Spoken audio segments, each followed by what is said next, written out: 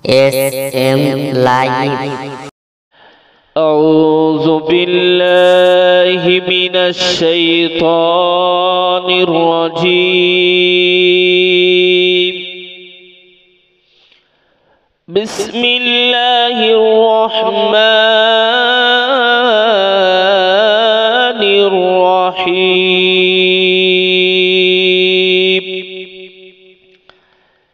إذ يوحي ربك إلى الملائكة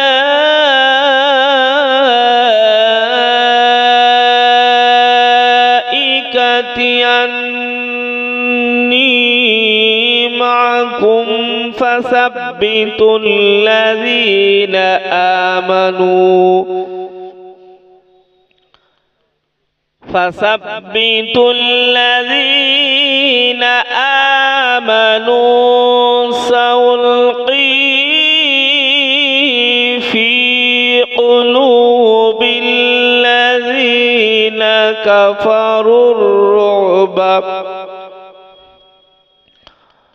سألقي في قلوب الذين كفروا الرعب فاضربوا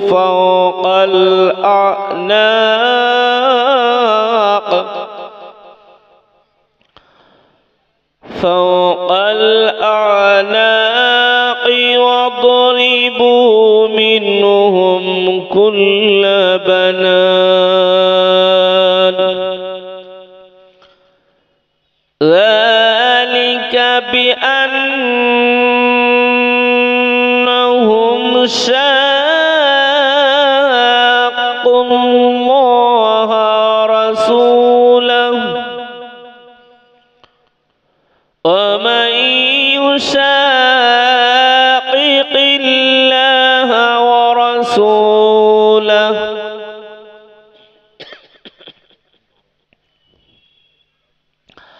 ومن يشاقق الله ورسوله فإن الله شديد العقاب.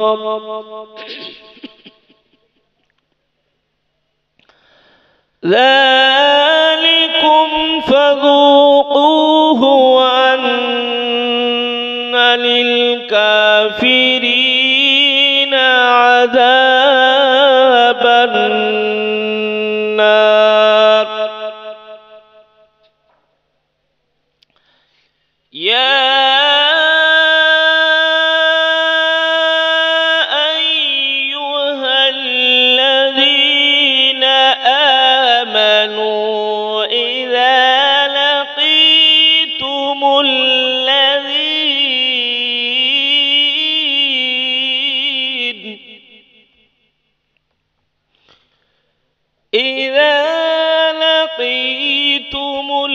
الذين كفروا زحفا فلا تولوهم الأدبار.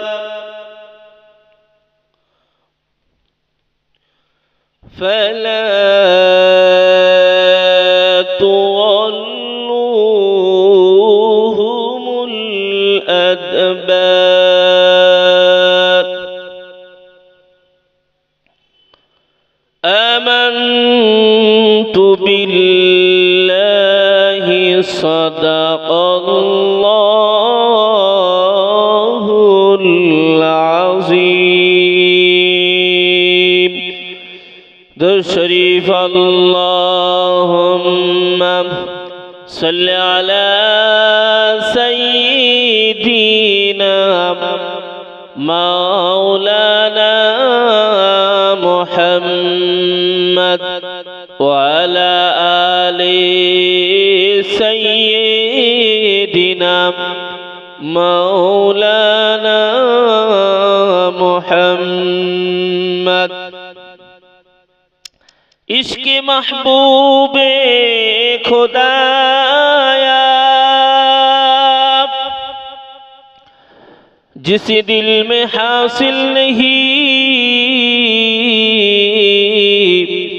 लाखों मोमिन हो मगर ईमान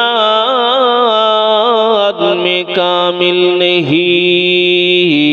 बलगल उला बिकमालिही कशफत दुजा बेजमालिही हसनत जमीओ खसवालिही सल्लो अलैहि वालिही अल्लाहुम्मा सल्ली अला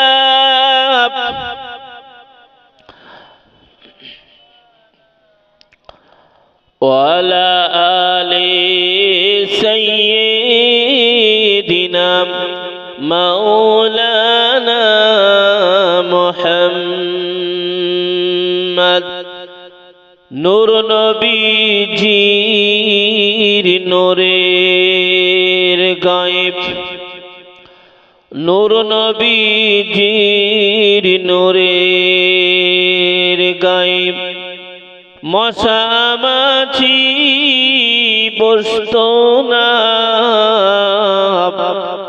চন্দ্র সূর্য হারমানি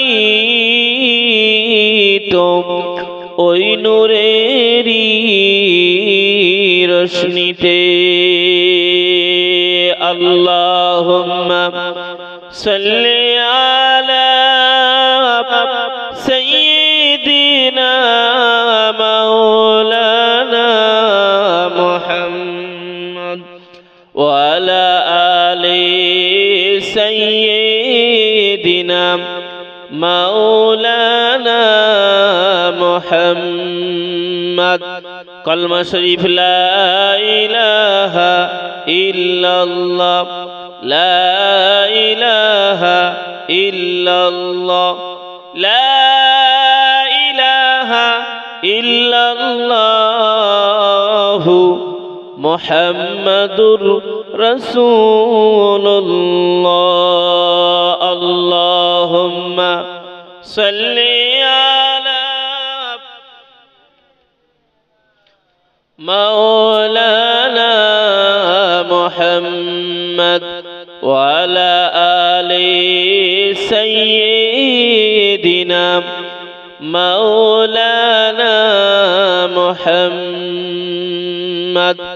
नहमदुहु व नुसल्ली अला रसूलिहिल करीम। अम्मा बाद। महा सम्मानित आजकेर এই মাহফিলের निर्धारित निर्वाचित सनामधन्य सभापति साहेब जनाब मोहतरम मौलाना शाहिद यामीन साहेब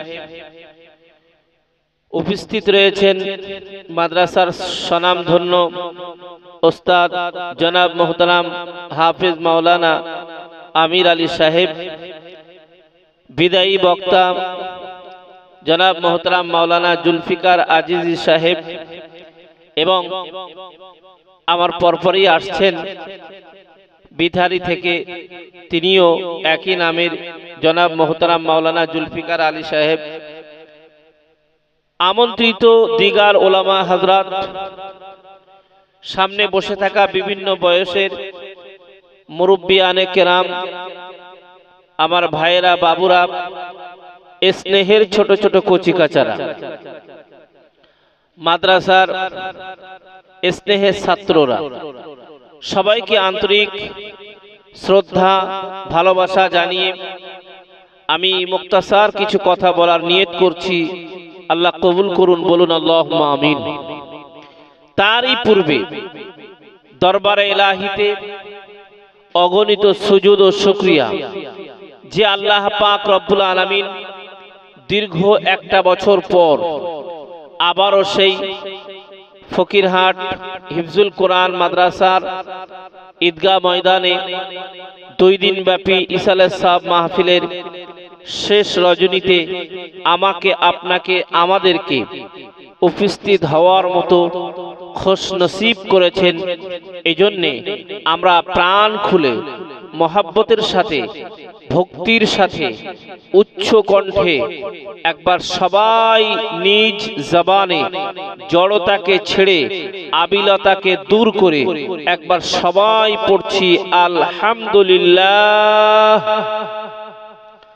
বিশ্বনবী সৈয়দুল মুরসালিন হাবিবুল হাবিব হুজুরে পুর নূর সাল্লাল্লাহু আলাইহি ওয়াসাল্লামের উপরে অগণিত দরুদ ও সালাম সবাই জবান ছেড়ে দিয়ে একবার বলছি সাল্লাল্লাহু আলাইহি ওয়াসাল্লাম। সামনে বসে থাকা বিভিন্ন বয়সের আমার বাবুরা, মুরব্বিয়ানে কেরাম, স্নেহের কচি কাচারা, আমি মুক্তাসার কিছু কথা বলার নিয়ত করছি। এই কথা বলার জন্য আমি পবিত্র কোরআনুল কারীম থেকে সূরাতুল আনফাল, গতকালকে আমি কথা বলছিলাম, বলতে বলতে সময়ের সঙ্গেই আমাদের চলতে হয়, আমাকে সেখানেই রেখে দিতে হয়েছে। সেই আয়াতটি আমি আজও তেলাওয়াত করেছি, সেই আয়াত থেকেই তেলাওয়াত করেছি। আল্লাহ চাহে তো ওই আয়াতকে সামনে নিয়ে এবং হাদিসে নবাবীকে সামনে নিয়ে শরিয়াতের দৃষ্টি থেকে কিছু কথা বলার চেষ্টা করছি। বাকি আল্লাহ পাকের মর্জি ও মোবারক, আপনাদের নেক দোয়া আল্লাহ কবুল করুন, বলুন আল্লাহুম্মা আমিন। কোরআনুল কারীমে আমি যে আয়াত থেকে কথা বলছিলাম, সূরা আনফালের ২য় রুকুর আয়াত। আল্লাহ পাক রব্বুল আলামিন তিনি ফেরেশতাদের কাছে ওহী করলেন। ওহী দুই প্রকার, আমি গতকালকে বলছিলাম, ওহিয়ে মাতলু, ওহিয়ে গায়ের মতলু। কোরআন শরীফ হলো ওহিয়ে মাতলু, যেটা পঠিত, যেটা পঠিত পাঠ করা হয়, পাঠ করলেই সওয়াব হয়। হাদিস পাকও পাঠ করলে সওয়াব হয়, তবে পার্থক্য হলো এই, কোরআন শরীফ পাঠ করলেই সওয়াব হয়, আর হাদিস শরীফ পাঠ করে যদি আপনার তার মর্ম যতটা আমল করা যায়, সব হাদিসের উপর তো আমল করা যায় না, যতটা আমল করা যায় ততটা আমল করার নিয়ত রাখে, এর বিস্তারিত ব্যাখ্যা আছে, তাহলে আল্লাহ রাব্বুল আলামিন হাদিস পাঠ করলেও সওয়াব দেবেন, বলুন সুবহানাল্লাহ। বিশ্বনবী আমার জগৎগুরু মুহাম্মদুর রাসূলুল্লাহ সাল্লাল্লাহু আলাইহি ওয়াসাল্লাম তিনি দোয়া করেছেন, যারা হাদিসকে পাঠ করেন, সংরক্ষণ করেন, অন্যের কাছে পৌঁছে দেন।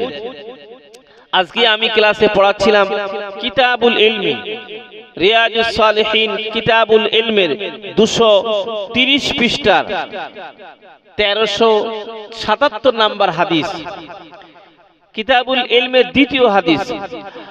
وعن ابن مسعود رضي الله تعالى عنه قال قال رسول الله صلى الله عليه وسلم لا حسد إلا في إثنتين رجل آتاه الله مالا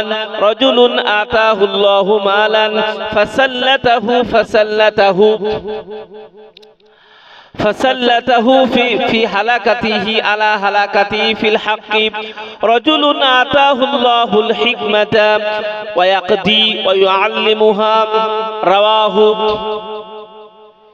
কিতাবুল ইলমের 2য় অধ্যায়ে ইমাম নবাবী আবু জাকারিয়া ইবনে ইয়াহইয়া বিন আশাব রাহিমাহুমুল্লাহ তিনি কিতাবুল ইলমের একেবারে 2 নম্বরে হাদিসটি এনেছেন।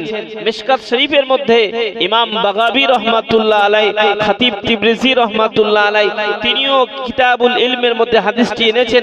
অনেকগুলো রেফারেন্স দিয়েছেন, বুখারী দিয়েছেন, মুসলিম শরীফের দিয়েছেন, আবু দাউদের দিয়েছেন, ইবনে মাজার দিয়েছেন, এমনি করে বহু হাদিসের উদ্ধৃতি রেফারেন্স সেখানে টেনেছেন। এখান থেকে বিশ্ব নবী আমার জগৎগুরু মুহাম্মদুর রাসূলুল্লাহ সাল্লাল্লাহু আলাইহি ওয়াসাল্লাম ইরশাদ করছেন, হাদিসটি হযরতে আব্দুল্লাহ ইবনে মাসউদ রাদিয়াল্লাহু তাআলা আনহু থেকে বর্ণিত হয়েছে। সাহাবাদের মর্যাদা অনেক ঊর্ধ্বে।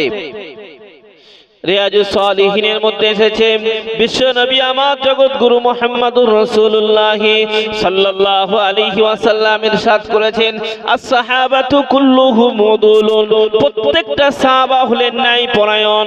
অন্য হাদিসে এসেছে আস-সাহাবাতু কুল্লুহুম কান্নুজুমি, ইক্তিদাইতা ইহতিদাইতা। আল্লাহ নবী সাল্লাল্লাহু আলাইহি ওয়াসাল্লাম ইরশাদ করেছেন আমার প্রত্যেকটা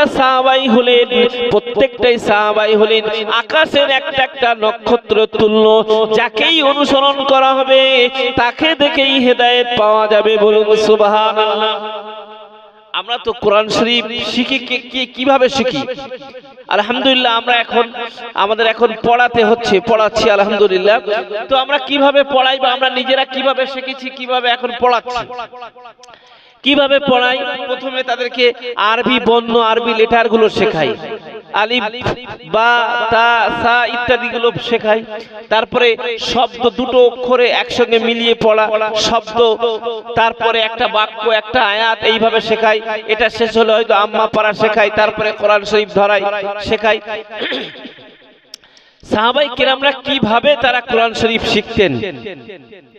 সাহাবায়ে কেরাম রিদওয়ানুল্লাহি আলাইহিম আজমাইনগণ তারা একটা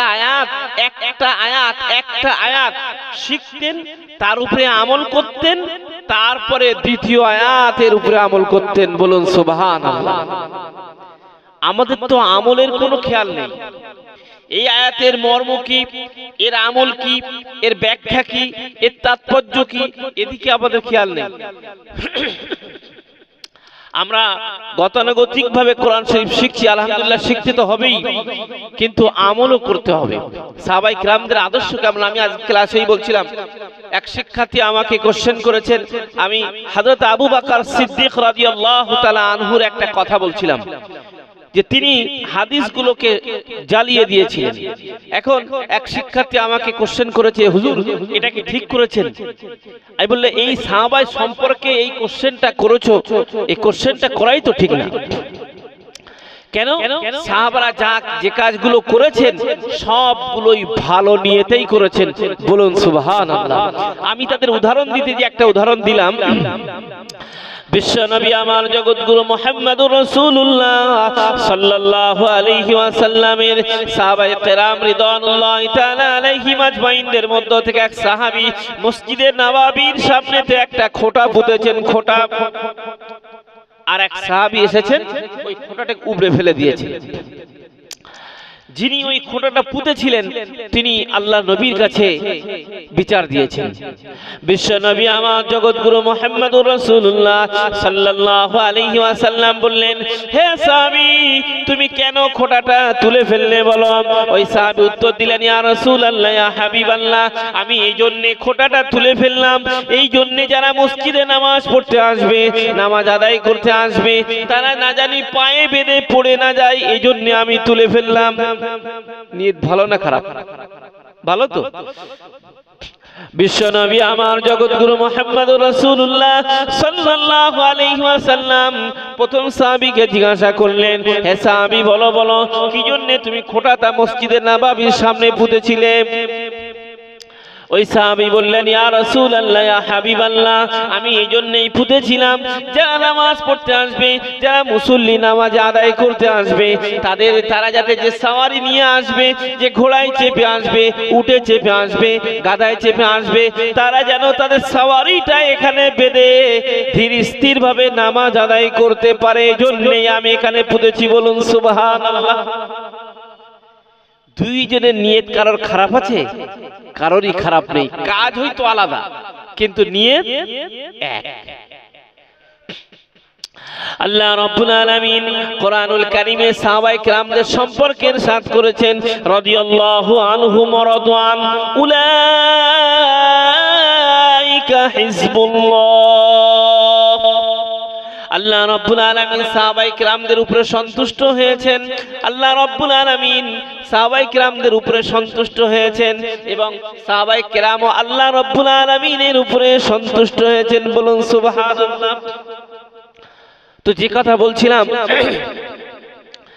সূরা আনফালে আল্লাহ রাব্বুল আলামিন ওহী করলেন ফেরেশতাদের কাছে। ইয ইউহি রাব্বুকা ইলাল মালাইকাতি, আল্লাহ রাব্বুল আলামিন আপনার রব যখন ওহী করলেন ইলাল মালাইকাতি ফেরেশতাদের কাছে, ফেরেশতাদের কাছে যখন আল্লাহ রাব্বুল আলামিন ওহী করলেন, ইলাল মালাইকাতি ইয ইউহি রাব্বুকা ইলাল মালাইকাতি আন্নী মাআকুম, আল্লাহ রাব্বুল আলামিন ওহী করলেন যে ইন আন্নী মাআকুম, নিশ্চয়ই আমি তোমাদের সাথে আছি। আমি তোমাদের সাথে আছি বলতে এই আয়াতের তাফসীর করেছেন যে বিল ইনায়াতি ওয়ান নাসরি, আল্লাহ কিভাবে সাথে আছেন।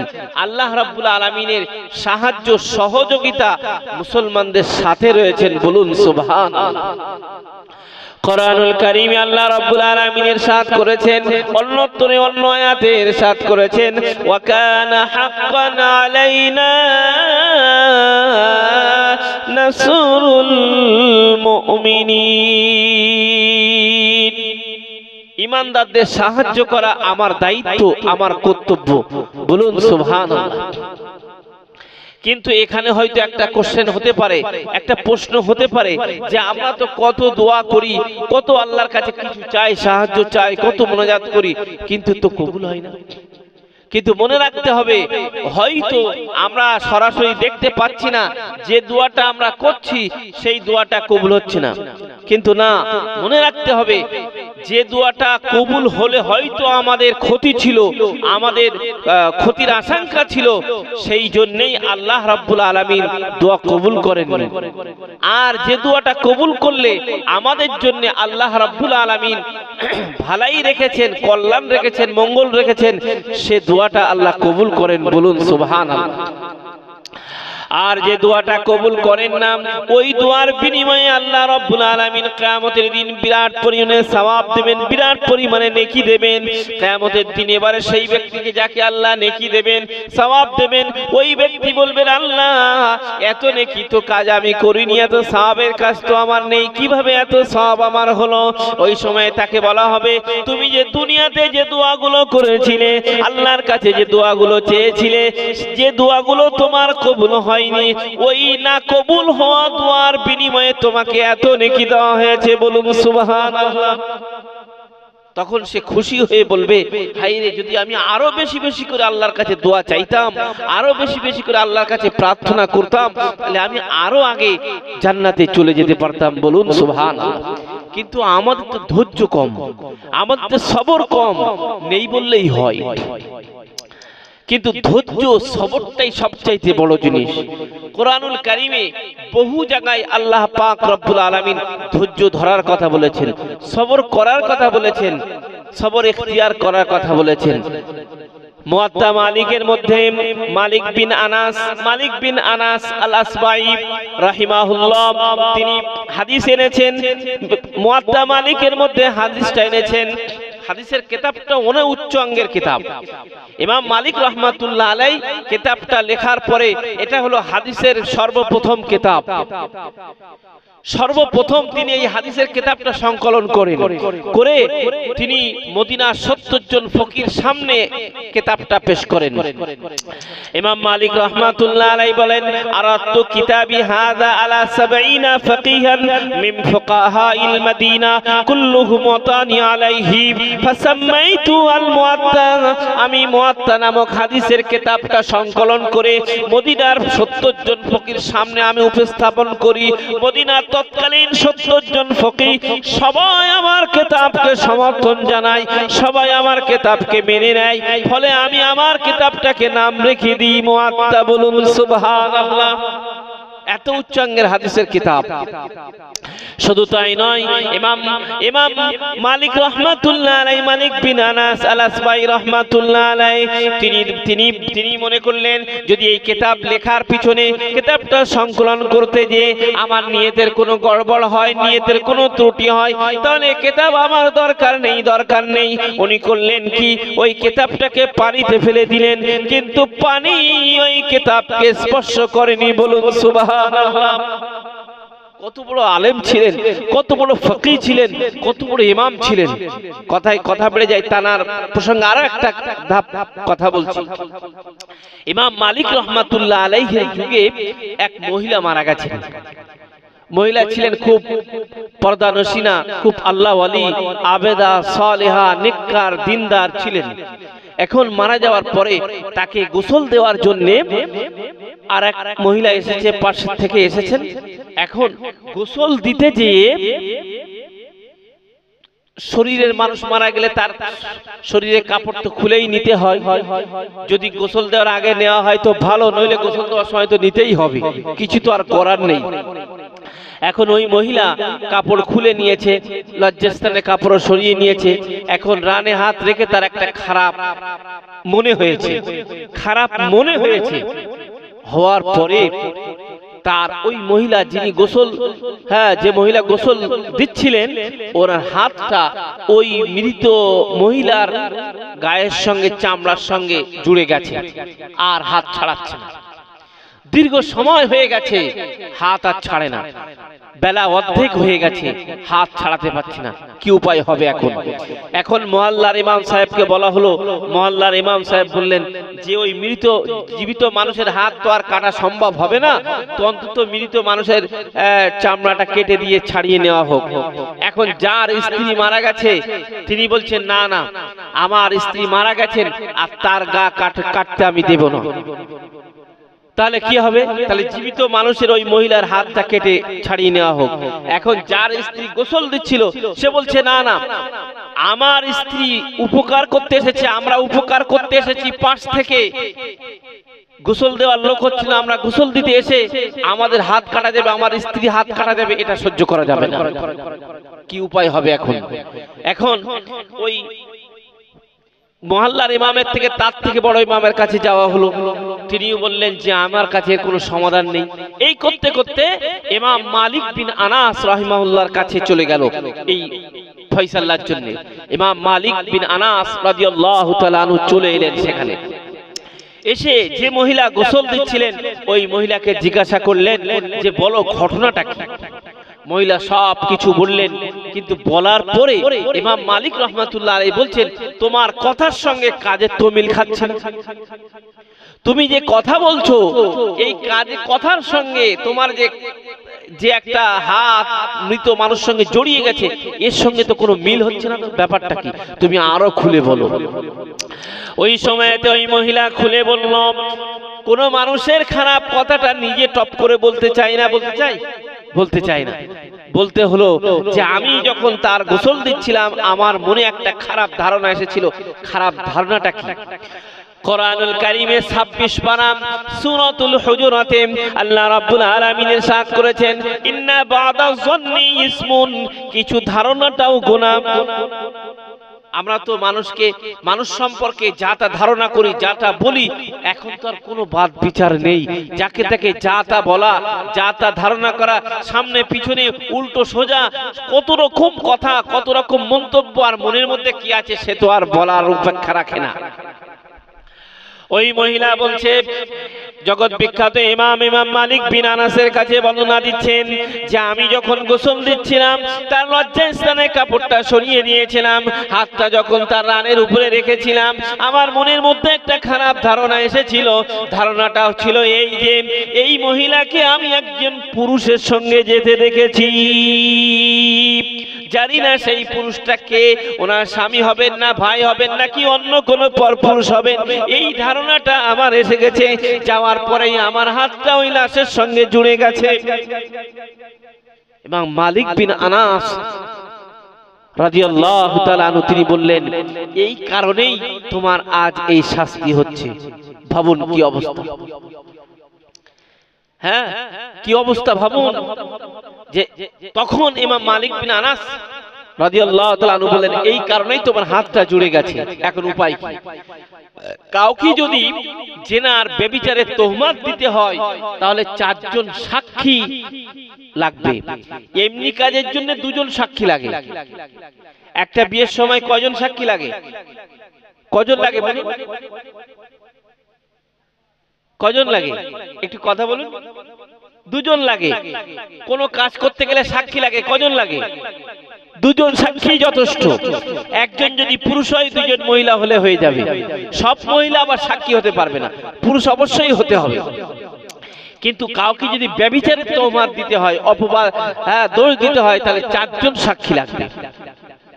কিন্তু ইমাম মালিক রহমাতুল্লাহ আলাইহি কত বিচক্ষণতার সাথে তিনি ছিলেন তখনকার সময়ে, তৎকালীন যুগে প্রধান বিচারপতি, চিফ জাস্টিস ছিলেন।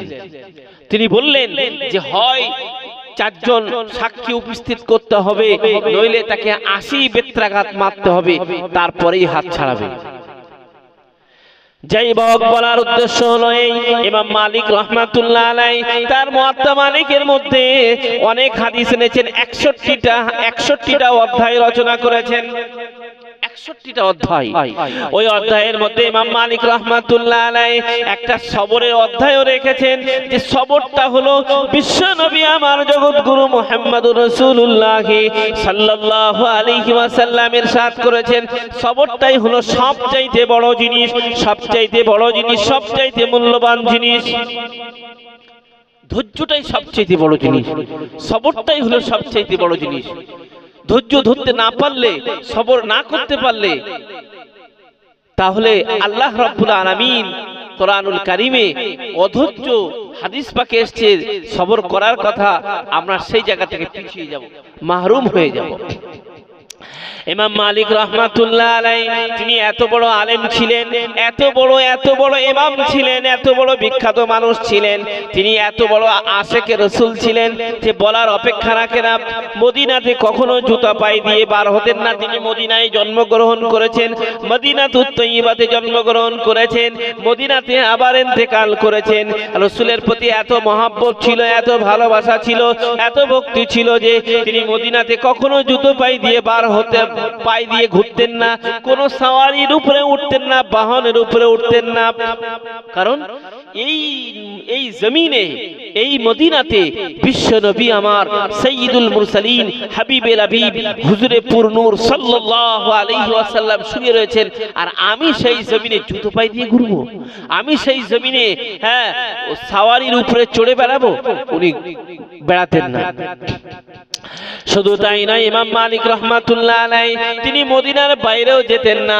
যদিও বা মদিনার বাইরে যেতেন, সঙ্গে সঙ্গে আবার মদিনার মধ্যে চলে আসতেন। কারণ হলো তিনি চাইতেন যে আমার মৃত্যুটা যেন মদিনাতে হয়, আমার মৃত্যু যেন মদিনার বাইরে না হয়। এই জন্য তিনি মদিনার বাইরে খুব যেতেন না। যদিও বা যেতেন, সঙ্গে সঙ্গে আবার ব্যাক করে মদিনার মধ্যে চলে আসতেন। ইমাম মালিক রহমাতুল্লাহ আলাইহি তিনি এত দরিদ্র ছিলেন, এত গরিব ছিলেন যে পড়ালেখা করবেন, লেখাপড়া শিখবেন, দিন শিখবেন, ইসলাম শিখবেন, কোরআন শিখবেন, হাদিস শিখবেন, কিন্তু গরিব মানুষ, পয়সা নেই, অভাব অনটন, কি করে কিতাব কিনবেন, কিভাবে বইপত্র ক্রয় করবেন, ঘরের আড়া বেচে বইপত্র কিনে তিনি পড়ালেখা করেছেন। আল্লাহ রাব্বুল আলামিন ইলমের বরকতে এত বড় করেছিলেন। তার বয়সে তিনি যখন আপনার কিনাম শিক্ষা দিতেন, হাদিসের দার্স দিতেন, মসজিদে নববীতে দার্স দিতেন, তখন কিন্তু আপনার গোসল করতেন, ইকতাসালা তিনি গোসল করতেন, অর্থাৎ তয়্যিবা এবং খুশবু ব্যবহার করতেন। তারপরে আর কি করতেন? উত্তম লেবাস পরতেন। যখন হাদিস পড়াতেন, উনি হাদিস পড়ানোর সময় আগে গোসল করে নিতেন, ভালো পোশাক পরিধান করে নিতেন, এবং তারপরে খুশবু ব্যবহার করে তারপর হাদিসের দর্শ দিতেন। উনি একবার হাদিসের দর্শ দিচ্ছেন, হাদিস পড়াচ্ছেন, এমন সময় ওনাকে কয়েকবার বিষাক্ত বিছা দংশন করেছে। দংশন করার পরে উনি হাদিসের দর্শ দেওয়া বন্ধ করেননি। দর্শ দেওয়া শেষ হয়েছে, তারপরে উনি বললেন কি হয়েছে, কিসে কামড়েছে দেখো। এইরকম ভাবে হাদিসের প্রতি তিনি আসক্ত ছিলেন, রাসূলের আশিক ছিলেন, প্রেমিক ছিলেন, এমন ভাবে এত উচ্চাঙ্গের মানুষ ছিলেন। তিনি কিতাবের ভিতরে একটা হাদিস এনেছেন সবরের ব্যাপারে। সবরটাই সবচাইতে বড় জিনিস, সবরটাই হলো সবচাইতে মূল্যবান জিনিস। যাই হোক, আল্লাহ রাব্বুল আলামিন আমাদের সবাইকে সবর ইখতিয়ার করার তৌফিক দান করেন। রাসূলের আদর্শে আমাদের জীবনে বাস্তবায়ন করার তৌফিক দান করেন। সবাই বলছি আল্লাহুম্মা আমিন। ওয়া মা আলাইনা ইল্লাল বালাগ।